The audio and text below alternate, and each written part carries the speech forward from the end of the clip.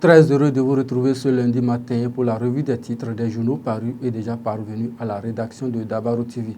On démarre par la manchette du quotidien Maison Dabarou ce matin et on peut lire « Visite du président de la République en Chine. Patrice Talon gagne la confiance des investisseurs en Chine. 13 accords signés dont un mémorandum d'entente avec le CAD, FUND.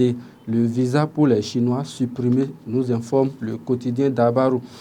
Du Coin Info nous donne Ali ce matin, 3e édition du tournoi jeunesse sans violence à Bétérou. La jeunesse adhère aux idéaux de paix pour un développement durable. Le chef d'arrondissement Yves Chabiata gagne le pari de l'organisation.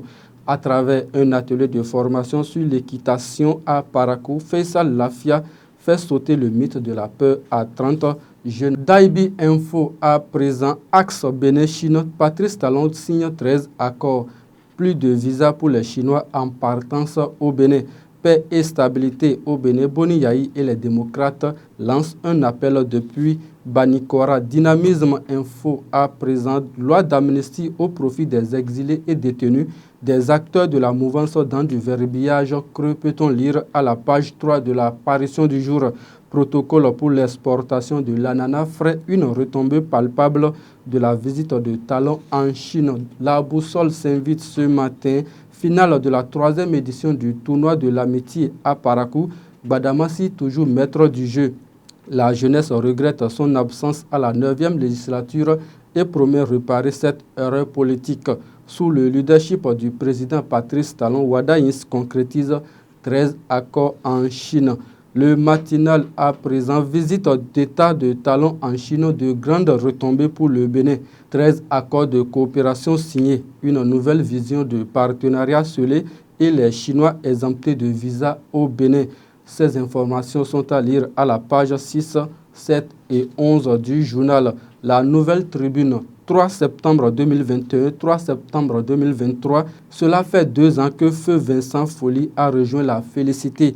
Coopération bilatérale, les 13 accords signés entre le Bénin et la Chine sont à lire dans les colonnes de l'apparition du jour. Matin libre, politique nationale qui, pour comprendre Candide Azanaï, s'interroge le journal.